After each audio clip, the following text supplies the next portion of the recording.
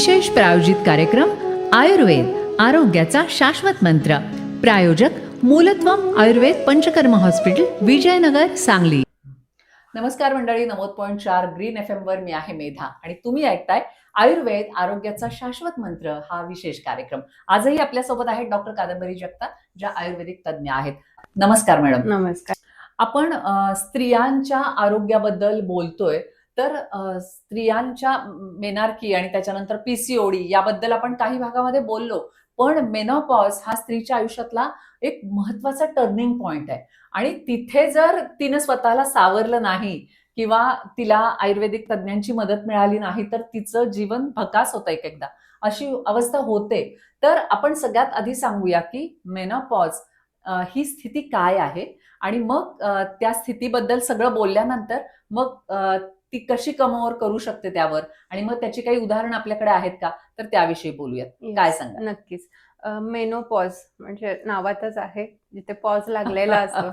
ह्याला मराठीत आपण रजोनिवृत्ती असं म्हणतो. तर बरोबर. आता आपण मागच्या एपिसोड्स मध्ये जे वयाचे टप्पे बघितले होते, 15 ते 30, 30 ते 45 आणि 45च्या पुढची वर्ष. तर 45 पासूनचा जो आजार म्हणत नाही मी याला, ही एक नैसर्गिक क्रिया आहे. बरोबर. रजोनिवृत्ती आपल्याला दिसते.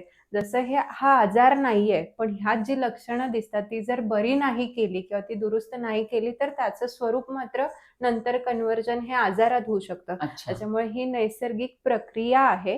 फक्त ती तुम्हाला ट्रीटमेंटना अधिक आनंदी करून घेता येते किंवा त्याची क्वालिटी जी आहे ती तुम्हाला वाढवता येते. बरोबर. आता ही रजोनिवृत्ती आहे, मेनोपॉज आहे, तर असं त्याचं काही फिक्स वय आहे का, की या वयात आलात की तुम्ही तुमचं रजोनिवृत्तीचं वय आलंय हो ओळखायला पाहिजे, किंवा त्याची काही सिम्पटम्स आधी दिसायला सुरुवात होतात, बरेच त्याची लक्षणं पण बरीच असतात, तर ती पण आपण सांगूया. अतिशय महत्वाचा प्रश्न आहे हा.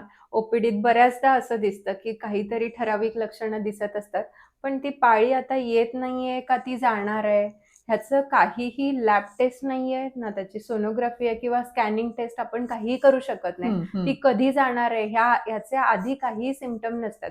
पण शक्यतो जे साधारण वय म्हटलं जातं ते 45 ते 55, परंतु हे वय सुद्धा आता खूप अलीकडे येत चाललंय. 35शीत सुद्धा पाळी गेलेल्या बऱ्याच स्त्रिया आहेत. परंतु आता हे त्यांना माहित नसतं की माझी पाळी येत नाहीये, ती अनियमित झालीये, की I have to consider it as a menopause. तर हे डॉक्टरांनाही सांगणं मुश्किल असतं. परंतु या काळामध्ये बऱ्याच औषधांचा अंतर्भाव आपण करत असतो, तर जेणेकरून तिला काही त्रास होऊ नये. पाळीचं कसं आहे की पाळी आली कधी, गेली कधी, हा त्रास त्यांना झाला नाही पाहिजे आणि ती जाताना पण व्यवस्थित गेली पाहिजे, म्हणजे पुढचे त्रास होत नाही. पुढचे त्रास जसं की गर्भाशयाच्या गाठी होणे, पाळीला खूप अंगावरून जाणे, मग ते गाठी काढावं लागणे, कधी कधी गर्भाशय काढावं लागणे, असे पुढे खूप प्रॉब्लेम आहे. पण लक्षात घ्या की गर्भाशय हे वाचवताच आलं पाहिजे, कारण ते एकमेव अवयव आहे जो पुरुषांपासून स्त्री शरीराला वेगळं करतो. म्हणून हा मेनोपॉज अत्यंत महत्वाचा आहे. ती पाळी जाताना जर ती निरोगीरित्या गेली तर तुमचा रजोनिवृत्तीचा पुढचा काळ हा अत्यंत सुखदायी असतो. म्हणून ह्याची ठराविक अशी लक्षणं नाही आहे की बहुतेक आता मला हे जाणवते तर पाळी जाणार आहे. हा, परंतु काही लक्षणं अशी दिसतात की पाळी एकतर 6-6 महिन्यांनी येते किंवा महिन्याला 2 वेळा येते. म्हणजे ती इरेग्युलर होते. नेहमी पाळी जात असताना ती इरेग्युलर होते. मूड चेंजेस फार होतात. म्हणजे ही लक्षणं ना थोडी त्यांच्यासोबत राहणारे जे व्यक्ती असतात त्यांना ही विचारावी लागतात की चिडचिड जास्त होतीये का, किंवा कधी कधी स्वतःला फार शून्य वाटणे, म्हणजे अगदी कुठेच मन न लागणे, कशातही रस नसणे, अशा गोष्टी दिसतात, किंवा खूप भीती वाटणे. हे लक्षण मला थोडं कॉमनली दिसतं की अचानक कशाचीही भीती वाटणे, म्हणजे ज्या गोष्टी आधी आपल्याला क्षुल्लक वाटत असतात त्याचं टेन्शन येणे, नंतर व्हाईट डिस्चार्ज सारखे त्रास आहे, पांढरं पाणी अंगावरून जाणे, कोरडेपणा त्या जागी असणे, खूप इचिंग होणे. तर ही काही लक्षणं आहेत जी पाळीसोबत दिसत असतील तर आपण त्याला रजोनिवृत्ती असं समजतो. बरोबर.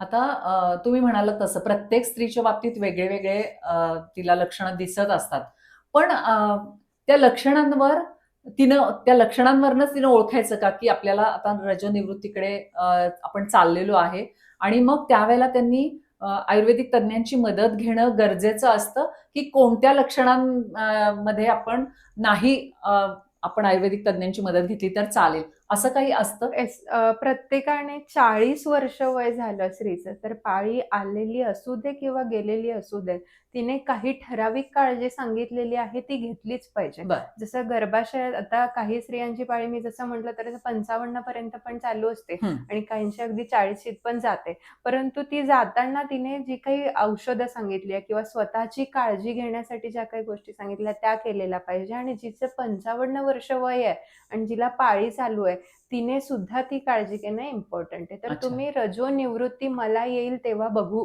हं, हं, हं. असं न करता वयाची 40 क्रॉस केली की काही गोष्टी सांगितल्या आहेत आयुर्वेदात. जसं शतावरी नावाचं औषध आपल्या सर्वांनाच माहित आहे. हं. फक्त होतं असं की गुगल डॉक्टरमुळे आजकाल जरा वेगळी वेगळी नावं समोर येतात. हं. खूप सीड ट्रेंड निघतो. अनेक हं. ट्रेंड असतात. जवस खाणे ट्रेंड आहे. चिया सीडचा वापर करणे हा ट्रेंड आहे. तर असं ट्रेंडला बळी न पडता तुमची प्रकृतीचं हां. सखोल परीक्षण करून तुमच्या प्रकृतीला काय योग्य आहे अशा 1 ते 2 सवयी लावून घ्या. अच्छा. म्हणजे पाळी गेली तरी त्रास राहणार नाही आणि असली तरी त्रास राहणार नाही. हां. आणि हे काय फॉलो करायचं हे तुमच्या आयुर्वेदिक तज्ञांशी बोलूनच ठरवायला पाहिजे. येस, इन नक्की. जनरल आपण इथून नाही सांगू शकत. बरोबर. तर खरंच अतिशय महत्वाचं तुम्ही सांगितलं तिथून, की मेनोपॉज म्हणजे जी रजोनिवृत्ती आहे, तर ती सुखकर कशी होईल हे प्रत्येक स्त्रीनं बघणं गरजेचं आहे. आणि त्यासाठी तिनं काही त्रास होण्यापूर्वी सुद्धा आयुर्वेदिक तज्ञांची मदत घेतली तर नक्की तिला हा त्रास होणार नाही. खरंच आज इथेच थांबूया. पण या रजोनिवृत्तीला धरून काही उदाहरणं आहेत, म्हणजे खूप एक्स्ट्रीम त्रास होतात किंवा काहीच त्रास होत नाही असे पण असतात.